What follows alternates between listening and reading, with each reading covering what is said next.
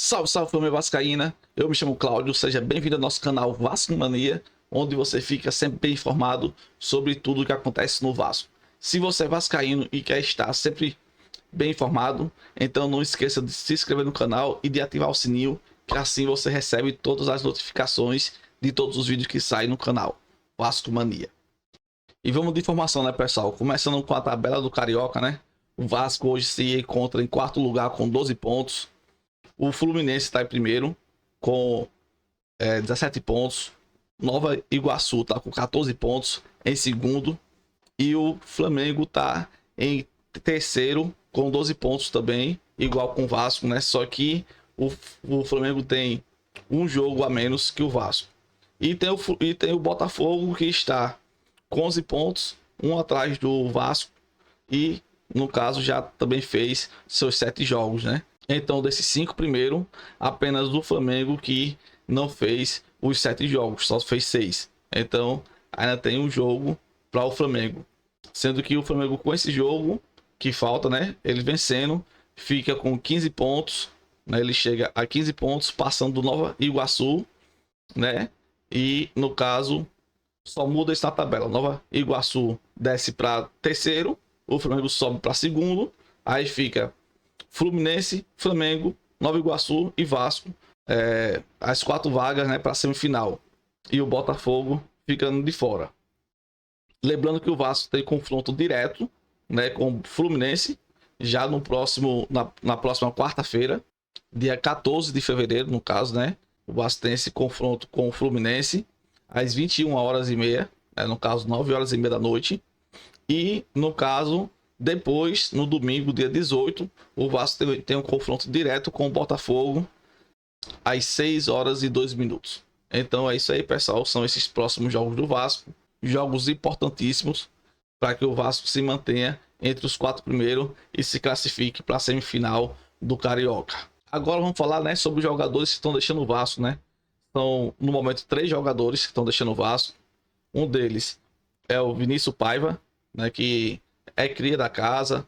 Ele foi pro Ituano em 2022, jogou bem lá, só que no Vasco ele não consegue render, não consegue garantir seu espaço no Vasco. Por isso, o Vasco está encerrando o contrato com ele e ele está indo em definitivo para o Ituano. Mais 2 jogadores também, né, eu já trouxe essa notícia ontem, estão indo embora também, que é o Barros, né, por empréstimo, né, o Barros está indo por empréstimo para o Amazonas.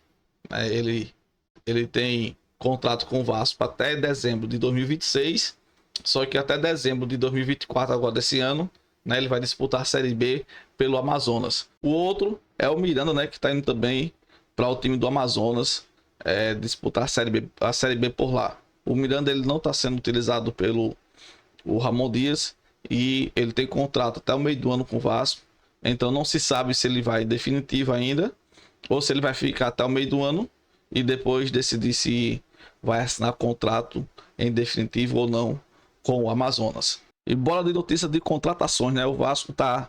surgiu comentários, né? Surgiu notícias aqui que o Vasco está atrás do Álvaro Barriel.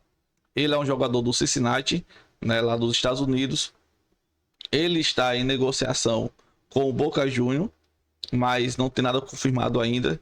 E o Vasco está ali arrodeando, né, para ver se consegue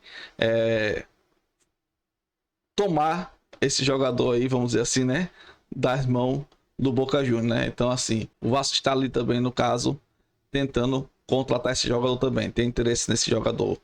Álvaro Barriel, argentino, né, que atua lá no Cincinnati, que é o mesmo time, né, se não me engano, que foi o Orediano, né? O Orediano saiu para esse mesmo time também, se eu não me engano, lá dos Estados Unidos. Agora falando do Queiroz, ele realmente não deu certo, né? Por causa de, vamos dizer assim, de assuntos burocráticos, né?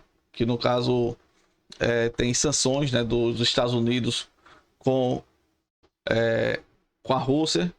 E nesse caso aí teve um problema aí, porque no caso a 777 ela é dos Estados Unidos e não pode contratar esse jogador por causa dessa burocracia que está tendo entre Estados Unidos e Rússia.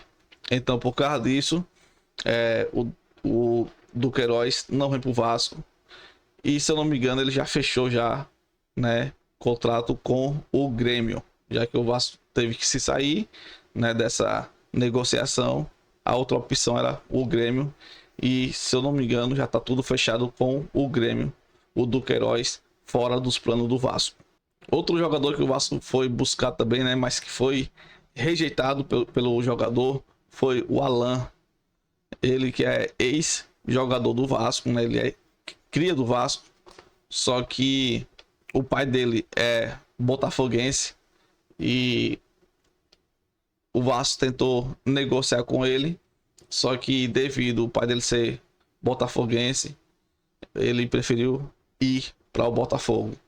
Então o Alan também sem chance de vir para o Vasco. Então assim, são negociações que o Vasco tem tentado trazer, mas que sempre tem algum problema, né? Ou o cara tem um pai que é torcedor do rival, ou o país tem confronto com outro, tem sanções entre um país e outro, e o Vasco não traz os reforços que tá procurando, né? Principalmente os reforços ali do meio para frente, né? Um para ficar na vaga do para disputar, na verdade, não é para ficar na vaga, é para disputar com o Verratti e mais um ponta, né, para poder suprir essa necessidade que a gente tem do meio para frente. Também ainda tem, né, as negociações estão bem avançadas sobre o Pedro Henrique do Internacional.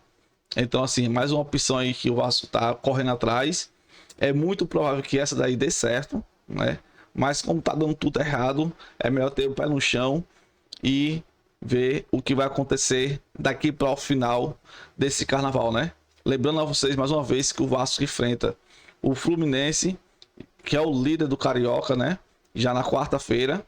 E no domingo o Vasco vai enfrentar o Botafogo. Então são duas rodadas aí bem importantes para o Vasco tentar se manter no G4 do Carioca. Se você curtiu, não esqueça de se inscrever no canal, de ativar o sininho, porque aqui é assim, é informação todos os dias sobre o Vasco da Gama. Então, até o próximo vídeo. Obrigado. Fui.